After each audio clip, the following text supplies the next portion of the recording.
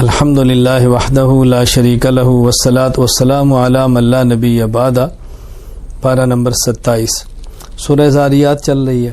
اللہ تعالیٰ نے ابراہیم علیہ السلام کا واقعہ بیان کیا، اولاد کی بشارت کا ذکر کیا، قوم لوط کے عذاب کا ذکر کیا، سابقہ قوموں کے انجام کا ذکر کیا، اور یہ بات سمجھایا کہ ان قوموں کے واقعات سے عبرت حاصل کرو۔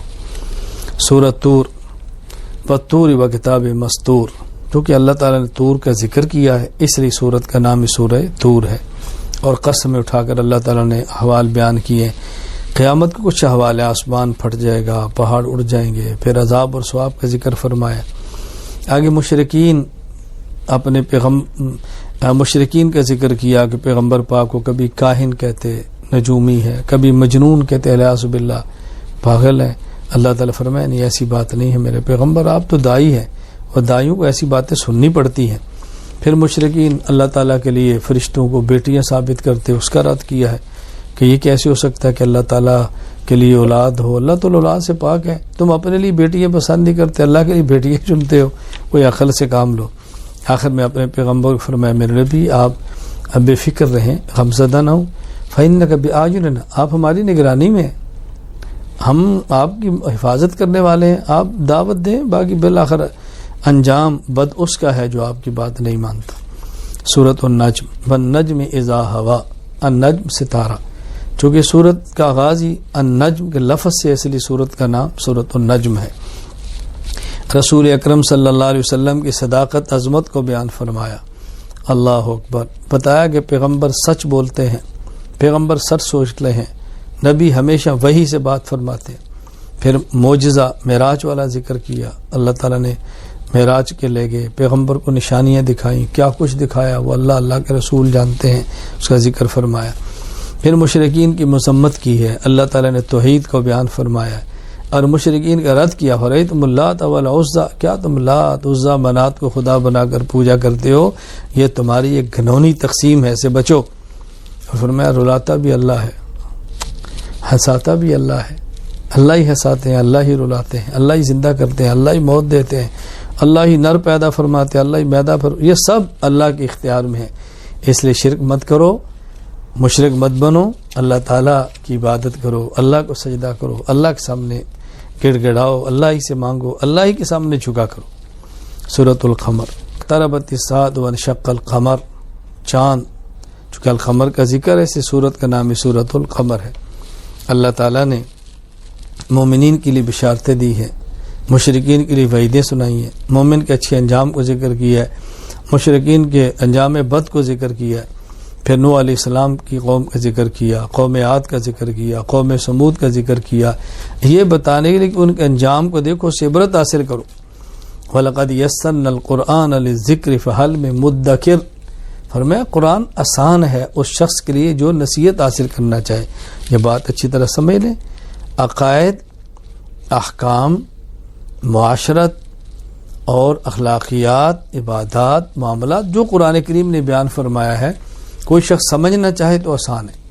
اس کا معنی یہ نہیں کہ اتنا آسان ہے کہ اسے سمجھنے کی ضرورت ہی نہیں ہے، سمجھنا تو استاد سے ہے، لیکن آپ سمجھنا چاہیں گے تو سمجھ لیں گے، اتنا مشکل نہیں کہ آپ سمجھ نہ پائیں۔ اس لیے قرآن کریم علماء سے پڑھیں، علماء سے سمجھیں، علماء سے سیکھیں اور اس پر عمل کی کوشش کرنی چاہیے۔ سورۃ الرحمن، الرحمن علم القرآن، جو کہ اس سورت کا آغاز الرحمن سے ہے، سورت کا نام سورۃ الرحمن ہے۔ اللہ تعالیٰ نے کائنات میں پھیلی ہوئی کتنی نعمتوں کا ذکر فرمایا، جنت کا ذکر فرمایا، آخرت کی نعمتیں، دنیا آخرت کی بہت نعمتوں کا ذکر کیا۔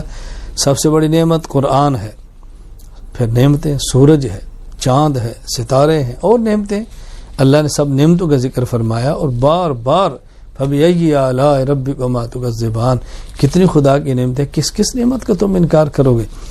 اللہ تعالیٰ نے یہ نعمتوں کا ذکر فرمایا ہے۔ اور اچھا اس میں عذاب کا ذکر بھی ہے۔ عذاب کون سی نعمت ہے؟ عذاب نعمت نہیں، پیش کی عذاب کی اطلاع یہ نعمت ہے کہ اللہ نے بتا دی ہے کہ دیکھو اس کی قدر کرو، نہیں مانو گے تو فلاں عذاب تمہارا منتظر ہے۔ کتنی بڑی نعمت اللہ نے بتا دی ہے۔ اللہ تعالیٰ نے ایمان والوں کے لیے باغات کا ذکر کیا ہے، سبحان اللہ، چشموں کا ذکر کیا ہے، جنت کی حوروں کا ذکر کیا ہے۔ اللہ نے پھر حوروں کے اوصاف بیان فرمائے ہیں۔ مقصد کیا ہے؟ کہ مومن کی توجہ ان نعمتوں کی طرف ہو اور دنیا کی گندی چیزوں سے اپنی جان چھڑائے اور آخرت کی صاف نعمتوں کو حاصل کرنے کی کوشش کرے۔ اور اہم ترین بات یہ سمجھائی ہے کہ دیکھو کل من علیہ فان، ہم میں سے ہر کسی نے فنا ہونا ہے، ایک اللہ کی ذات نے باقی رہنا ہے۔ اور ایک اور مقام پر سمجھایا ہے ما عندکم ینفد وما عند اللہ باق، تم نے بھی ہلاک ہونا ہے، جو تمہارے پاس ہے ان چیزوں نے بھی ختم ہو جانا ہے، اللہ نے بھی باقی رہنا ہے، اور جو نیک اعمال کر کے اللہ کیا بھیجو گے وہ اعمال بھی باقی رہیں گے۔ اس لیے اعمال بد سے بچیں اور نیک اعمال ہم جمع کرنے کی کوشش کریں، یہی ہمارا اصل سرمایہ ہے، یہی ہماری اصل جمع پونجی ہے۔ دنیا کی زندگی بہت فانی ہے، آخرت کی تیاری کرنی چاہیے۔ اللہ مجھے اور آپ سب کو جنت کی نعمتیں عطا فرمائے۔ سورۃ الواقعہ، اذا وقعت الواقعہ، واقعہ کا معنی ہونے والی چیز، قیامت نے ہو کر رہنا ہے، اس لیے اس کو الواقعہ کہتے ہیں۔ تو چونکہ سورت میں سورۃ الواقعہ کا ذکر ہے، سورت کا نام ہی سورۃ الواقعہ ہے۔ اللہ تعالیٰ نے سمجھایا ہے کہ دیکھو زلزلے آئیں گے، پہاڑ ریزہ ریزہ ہو جائیں گے، یہ ایسے ہولناک منظر ہوگا تم برداشت نہیں کر پاؤ گے۔ اور پھر 3 گروہ ہوں گے، اصحاب الیمین، اصحاب الشمال اور مقربین، جن کو دائیں ہاتھ میں اعمال ملے گا نامہ اعمال، اصحاب الیمین، بائیں میں ملے گا اصحاب الشمال۔ اصحاب الیمین جنتی ہیں، اصحاب الشمال جہنمی ہیں۔ اور پھر اصحاب الیمین کی ایک قسم مقربین ہے، یعنی اعلیٰ درجے کے لوگ ہیں۔ اللہ تعالیٰ نے دونوں کی نعمتوں کا بھی الگ ذکر فرمایا ہے۔ اصحاب الیمین کی نعمتیں یہ بھی صدر مخضود و طلح منضود و ظل ممدود، کہ ان کے لیے بیری کے درخت ہے، وہ جنت کی بیری، اپنی اللہ کی شان جیسے ایسے اس بیری کی شان ہوگی، تہ بتہ کیلے ہیں، پھل ہیں۔ اور مقربین کے لیے پھر ان سے بڑی نعمتوں کا ذکر فرمایا ہے۔ اللہ تعالیٰ ہمیں مقربین میں شامل فرمائے۔ اللہ کریم ہے، آدمی کو اللہ کی شان کے مطابق ہی اللہ سے مانگنا چاہیے۔ پھر اللہ تعالیٰ نے آفاقی دلائل بیان فرمائے۔ اللہ بارش برساتے ہیں، درختوں سے، تر درخت سے اللہ تعالیٰ سبز درخت سے آگ نکال دیتے ہیں، اولاد دیتے ہیں۔ اللہ تعالیٰ پانی تمہیں دیتے ہیں اور میٹھا پانی دیتے ہیں۔ خدا کی نعمتیں دیکھو، ان نعمتوں کو دیکھ کر اللہ کو یاد کرو۔ اور پھر ایک یہ مسئلہ بیان فرمایا ہے، لا یمس الا المطہرون، قرآن کریم کو ہاتھ لگانے کے لیے پاک ہونا ضروری ہے۔ یہ بات اچھی طرح سمجھ لیں، حالت جنابت میں یا عورت کو ماہواری کی حالت ہو، نفاس کی حالت ہو، ان حالتوں میں قرآن پڑھنا بھی جائز نہیں، چھونا بھی جائز نہیں۔ ہاں البتہ جنابت کی حالت نہ ہو، صرف وضو نہ ہو تو قرآن کریم کو پڑھنا تو جائز ہے، لیکن قرآن کریم کو چھونا اب بھی جائز نہیں، الا یہ قرآن کریم کو ایسے غلاف کے اندر ہو کہ جو الگ ہو سکتا ہو تو پھر آپ قرآن کریم کو پکڑ لیں بغیر وضو کے، ویسے جائز نہیں ہے۔ قرآن کریم کو ہاتھ نہیں لگانا چاہیے بغیر وضو کے۔ طہارت کا خیال کرنا بے حد ضروری ہے۔ سورۃ الحدید، اس سورت میں چونکہ الحدید کا ذکر ہے، لوہا وانزلنا الحدید، اس لیے سورت کا نام ہی سورۃ الحدید ہے۔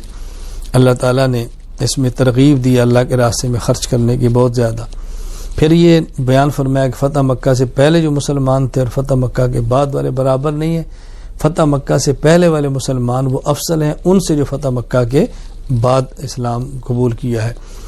افضل ترین بدر والے ہیں بے شک، افضل ترین مہاجرین ہیں، پھر افضل ترین مکہ فتح ہونے سے پہلے والے ہیں، یوں تقسیم ہے۔ تو اللہ تعالیٰ ہم سب کو بات سمجھنے کی توفیق عطا فرمائے۔ پھر اللہ تعالیٰ نے یہاں فرمایا کہ یہود و نصارہ کی طرح تمہارے دل سخت نہیں ہونے چاہیے، تمہارے دل نرم ہونے چاہیے، جو ایمان والوں کی شان ہے۔ اور دنیا کی حقیقت بتائیے کہ دنیا کیا ہے۔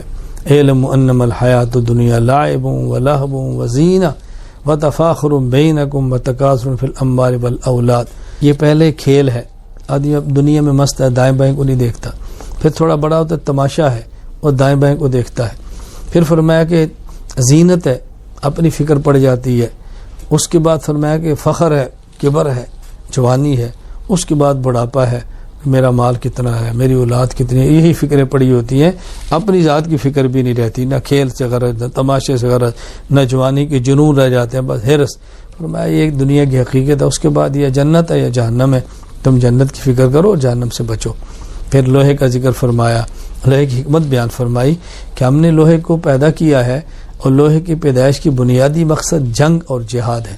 ہاں دیگر ضرورتیں بھی ہیں جو تم پوری کرتے ہو، وہ بھی منافع ہیں، اصل اس کی جو منفعت ہے فی باس شدید وہ جہاد ہے، باقی اور منافع بھی لوہے سے ہیں جیسے ہم حاصل کر رہے ہیں۔ آخر میں مومنین کے لیے فرمایا کہ اللہ تعالیٰ ایمان والوں کو اجر ہی اجر عطا فرماتے ہیں، ہر حالت میں خدا اجر دیتے ہیں۔ اللہ تعالیٰ ہمیں کامل ایمان والا بنائے، ایمان والوں کی صفات عطا فرمائے۔ وآخر دعوانا الحمد للہ رب العالمین۔